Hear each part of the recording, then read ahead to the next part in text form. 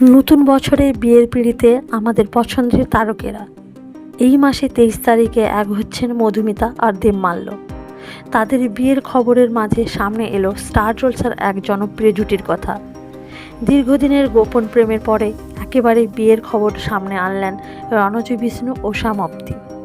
Star জলসায় গুড্ডি ধারাবাহিকে একসঙ্গে কাজ করতে গিয়ে প্রথমে বন্ধুত্ব, তারপর আস্তে আস্তে সেই বন্ধুত্ব প্রেমে পরিণত হয়। এর আগে রণজয়ীর জীবনে একাধিক প্রেমের আগমন হয়েছে, যদিও কোনোটাই স্থায়ী হয়নি। শেষবার অভিনেত্রী সোহিনী সরকারের সাথে দীর্ঘদিনের সম্পর্কে ছিলেন অভিনেতা। মাঝে একবার তার প্রাক্তন প্রেমিকার সাথে জড়ান তিনি, তবে সেই সময় রণজয়ীর পাশে ছিলেন সমাপ্তি। বিভিন্ন উৎসব অনুষ্ঠানে তাদেরকে একসাথে দেখা যেত।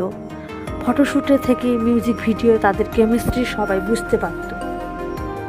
সবাই জেনে গেছিল তাদের প্রেমের কথা, তবে রণজয় ও সমাপ্তি নিজেরা কখনো সরাসরি কিছু জানাননি। অবশেষে বিয়ের খবর সিলমোহর দিলেন অভিনেতা রণজয় বিষ্ণু।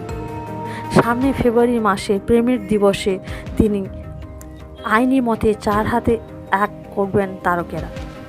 দুই পরিবার ও কাছের কিছু বন্ধু নিয়ে গাঁটছড়া বাঁধবেন টেলিপাড়ার এই জনপ্রিয় জুটি।